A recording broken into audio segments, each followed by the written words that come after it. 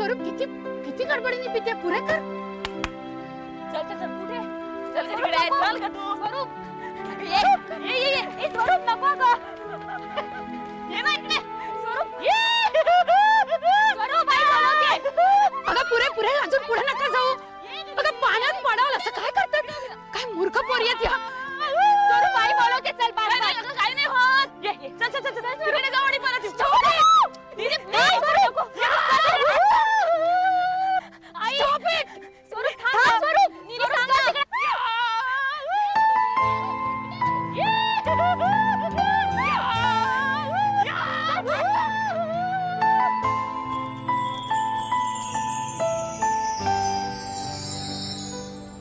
एकटी जायचं म्हणते मुंबईला, तर तिथे कुणी ओळखीचं ना कुणी नात्याचा. इथे नोकरी मिळणार नाही अशातला भाग अजिबात नाही, पण नाही ऐकायला तयारच नाही. निर्णय पक्का आहे तुझा? तुझ्या आजोबांचा जवळचा मित्र म्हणून मुद्दाम तुझ्या निनीने बोलवून घेतलं मला. तुझं मन मी वळवावं म्हणून. मुंबई पाहिलेस कधी? एकदा, आणि एकटीला राहता येईल मला. लांब जाण्याचा अट्टाहास का? अट्टाहास नाही, नोकरी मिळाली ती स्वीकारली. लांब जायला लागेल ह्या कारणासाठी मला ती नाकारायची नाहीये. आणि का नाकारायची? ठीक आहे, जा तू. पण श्रीदा, आता ते म्हणतायत ना, माझा पाठिंबा आहे तुला. मी समजावतो नयनताराला.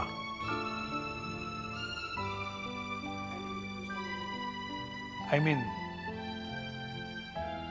तुझ्या तुझ्या निनीला. बोलण्याच्या ओघात श्रीदा नयनतारा असा उल्लेख करून गेले. श्रीदा आजोबांचे मित्र. आजोबा गेल्यानंतरही घराशी संबंधित असलेल्या मोजक्या लोकांपैकी एक. जुन्या पठडीतले डॉक्टर. घराच्याच एका बाजूला त्यांचा दवाखाना होता. मी निनी बरोबर गेले ना की त्यांच्या नातवंडांशी खेळत बसायचे. निनी नंबर लावून वाट पाहायची आणि मी तिथेच वरांड्यात खेळत बसायचे. अर्धा पाऊण, कधी कधी 1 तास. खरं तर मी आणि निनी कधीच फारसे आजारी पडत नव्हतो. तरी सुद्धा निनी औषध आणायला श्रीदांकडे सारखी का जाते हा प्रश्न जेव्हा पहिल्यांदा माझ्या मनात आला ना, त्या क्षणापासून मी निनी बरोबर जाणं सोडून दिलं. नंतर अधूनमधून श्रीदा घरी यायचे, पण तेवढ्यापुरतच. मग निनी आणि माझ्यातले ताण सुद्धा वाढायला लागले. कॉलेजच्या निमित्ताने मी जास्त बाहेरच राहायला लागले. ही नोकरी मिळाली आणि लगेच स्वीकारली. थांब स्वरूप, स्वरूप चल तिकडे लवकर. स्वरूप थांब ग, नीनी सांग ना. Stop it. चल, सांगितलं ना तुला आई बोलवते.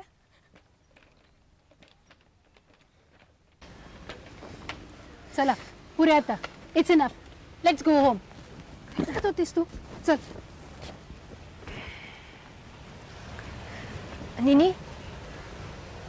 निनी श्रीदा कसे आहेत? श्रीदा बरे असतील. भेटले नाही का अलीकडे? नाही. का? का म्हणजे मला वेळ नसतो. त्यांनाही नसेल. पण त्यांनी दवाखाना बंद केला ना? दुसरं काहीतरी करत असतील, माहित नाही मला. त्यांनी आपल्याला नेहमीच मदत केली ना? तो काळ संपला सुरुची. काळानुसार प्रत्येकाच्या भूमिका बदलत जातात. काही निरुपयोगी होतात.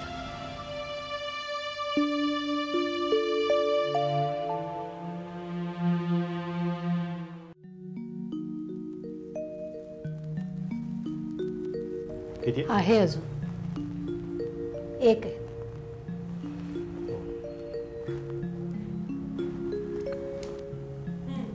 हे घ्या पाणी. कोमट आहे ना ग? हो. आई औषध घेतेस का? बरं वाटेल तुला. फार अशक्तपणा वाटतोय. काल दिवसभर फार दगदग झाली बघ, त्याचाच त्रास झाला तुला. आणि परत ते संध्याकाळी आपण फिरायला गेलो, तरी मी मुलींना सांगत होते की आटपा लवकर, पण नाही, त्या मोकळ्या हवेतल्या वाऱ्याचाच तुला त्रास झाला. अगं चालायचंच, उगीच मुलींवर नको राग काढूस तू. मी कुठे काय म्हणते. आणि तुझं आणि स्वरूपचं काय झालं ग? मला काही समजत नाही असं वाटतं तुला? अगं तरुण झालीये मुलगी आता, समजून उमजून वागावं. माझं असं मत आहे, तुम्हाला बाहेर जाऊन यायचं होतं ना, जाऊन या. उगीच माझ्यामुळे खोळंबा नकोय, आहेत बाकीचे. ठीक आहे, मी येईन संध्याकाळपर्यंत.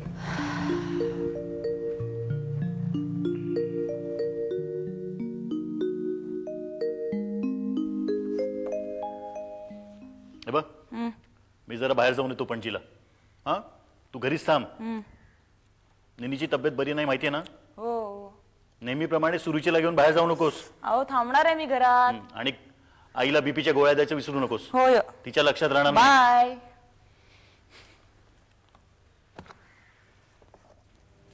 ए दीदी थांब. अगं निनीची तब्येत बरी आहे ग तब्येत, मामा आहे ना तिकडे, थांब. आणि तू इथे काय लुडबुड करतेस पुस्तकांपाशी? काय नाही, दिवसभर घरी बसून राहायला सांगितलंय मला. बघते एखादं बरं पुस्तक मिळालंय. निनीची परवानगी घेतलीस का?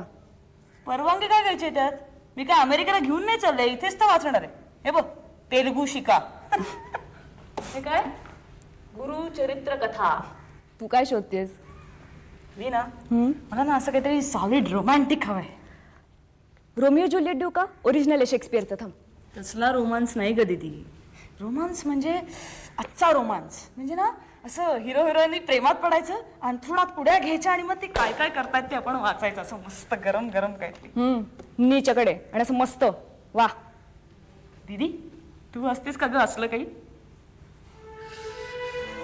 नाही, आता नाही. आधी वाचायचीस? दीदी दीदी दीदी सांग ना, तुम्ही पण सगळं तसंच केलं का ग? दीदी दीदी दीदी दीदी सांग ना, श्रीरंगच्या प्रेमात पडलीस तेव्हा काय काय केलं?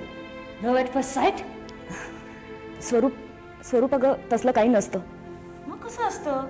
स्वरूप, आई बोलवते, जा. मम्मा पण ना नेमक्या वेळी हाक मारते. मी आले.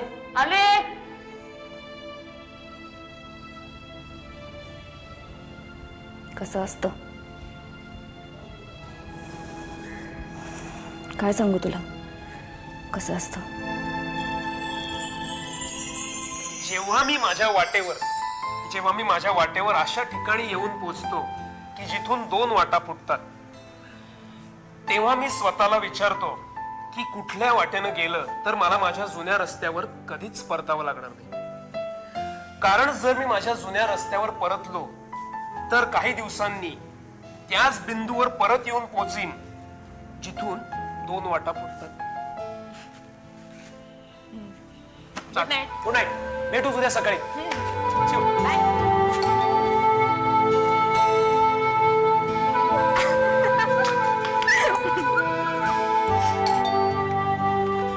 इलाबाई गाढ झोपलेले दिसतात. असं नको म्हणूस रे. हॉस्टेलवर पण जाता येणार नाही मला.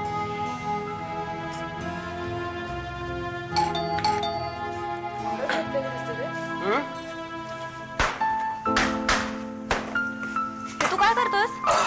रात्रीची तयारी. म्हणजे काय, आता ही थोडी सुटणार आहे. माझी इथे बसून रात्र काढण्याची तयारी आहे. तुझी आहे ना? माझी पण आहे.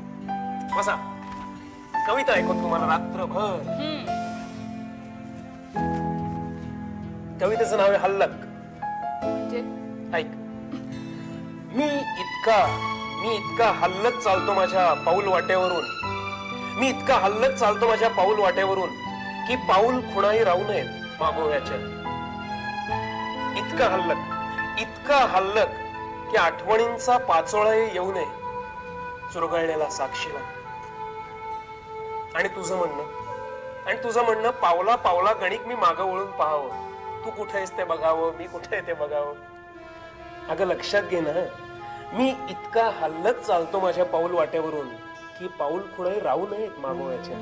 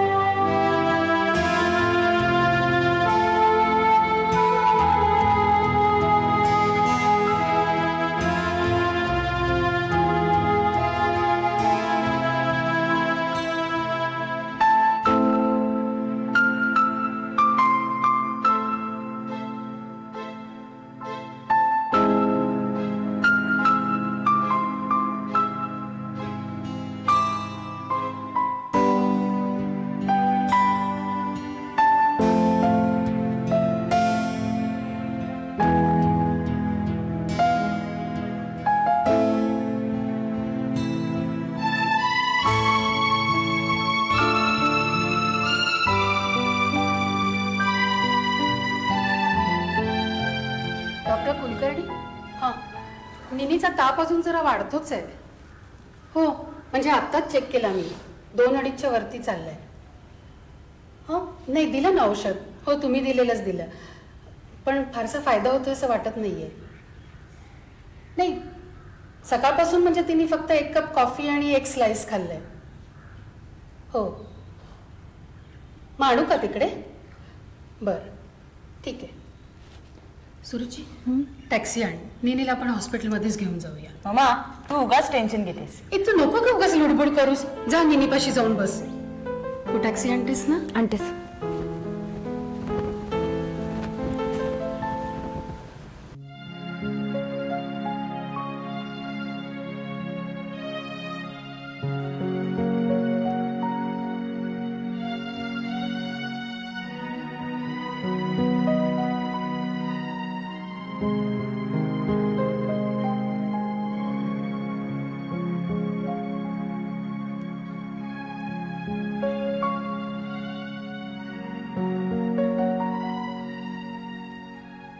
मॅडम, आपण जरा बाहेर थांबाल?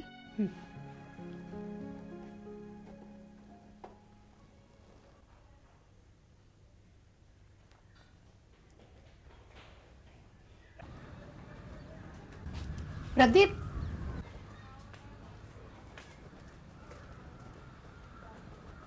काय झालं?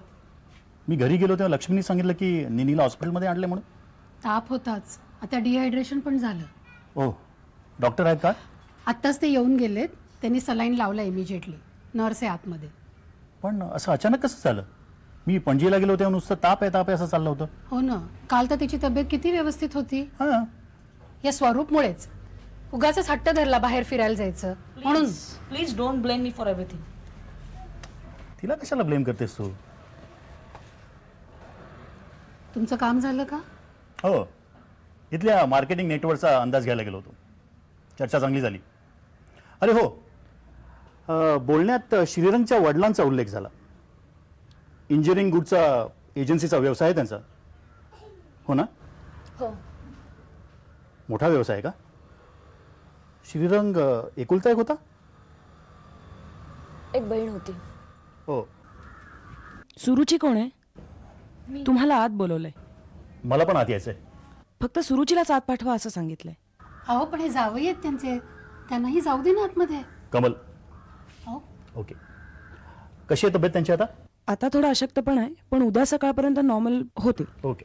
काही काळजीचं कारण नाहीये. थँक्यू. सुरुची, तुझा रात्री स्वरूप किंवा लक्ष्मी डबा घेऊन येतील. या, टेक केअर. कमल, चल घरी जाऊया. आपण मला तुमचं हे अजिबात पटलेलं नाहीये. हे आपण घरी गेल्यावर बोलूया.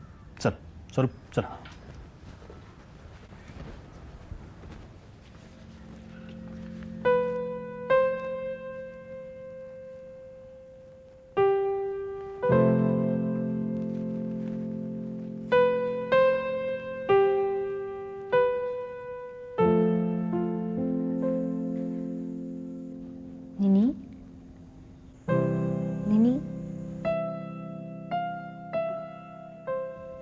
वाटतंय का बरं आता?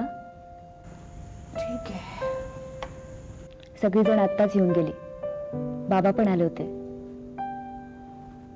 रात्री लक्ष्मी येईल डबा घेऊन. भूक नाही आहे ग मला. निनी मऊ भातच सांगितलाय. थोडंसं खायचंच, त्याशिवाय बरं कसं वाटेल? औषधही स्ट्रॉंग सांगितलेत की नाही? खाल्लं नाहीस तर पोटात आग पडेल.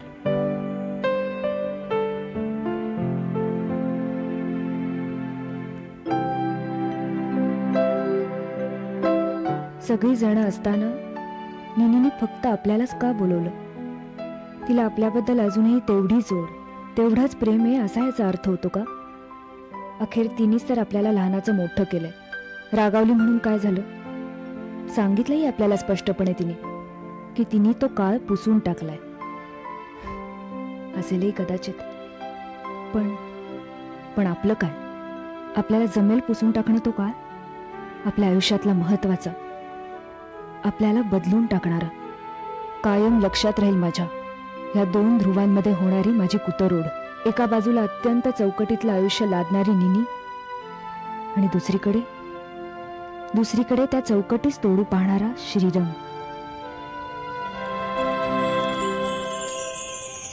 खूप निराळा मनुष्य आहे श्रीरंग. कुटुंबाविषयी प्रेमाने बोलणारा, स्वतःच्या करिअरचे स्वप्न पाहणारा, बायको, मुलं, संसार आणि मग टीव्ही, फ्रीज घेण्याचे बेत आखणारा असा अजिबात नाहीये. किंबहुना याची तिडीकच आहे त्याला. तरी प्रेमात पडले त्याच्या. तरीही याचा अर्थ काय? अगं म्हणजे सुरुची, हा तरीही खूप धोक्याचा आहे बरं का. पक्क्या विचारांच्या दिशेत या तरीहीला स्थान नाही, नसावं. आधी आपण कोणीतरी असायला हवं, एक स्वतंत्र व्यक्तिमत्व, माणूस म्हणून. मग युगानुयुग चालत आलेल्या आपल्या भूमिका, मुलगी, बायको, आई, घर, संसार, सुख, या ठोकळेबाज कल्पना किती बेगडी, फसवे असू शकतात हे मी स्वतः अनुभवले. इतरत्रही पाहते. काय झालं? कसं काय एवढे ठामपणे बोलू शकतेस तू? मला आश्चर्यच वाटतं. आणि मला तुझं आश्चर्य वाटतं. माझं? कशाबद्दल? किती पक्क बांधले श्रीरंगला. खरं सांगू का हिला, मी जेव्हा श्रीरंगला तुझ्याकडे पहिल्यांदा भेटले ना, तेव्हा इंजिनिअरिंग गुड्सच्या निरोस उद्योगातला बेफिकीर, सावळा असा मुलगा वाटला होता मला तो. पण जसजशा भेटी वाढत गेल्या ना, तसं कधी एकत्र आलो याची कारण शोधूनही सापडत नाही. त्याला खरं तर साहित्यात खूप रस आहे. MA करून शिकवायचं होतं, पण वडील नाही म्हणाले. जबरदस्तीने अमेरिकेला पाठवलं, बिझनेस मॅनेजमेंट करायला लावलं आणि इथे धंद्याला लावलं. पण त्यात तो रमत नाहीच. म्हणूनच तिरस्कार करतो वडिलांचा. वडिलांच्या तिरस्काराचं ते एकच कारण नाहीये. म्हणजे बहिणीबद्दल कधीच बोलला नाही का तो? बहीण? कोणाची? श्रीरंगची. श्रीरंगला बहीण आहे? आहे नाही, होती.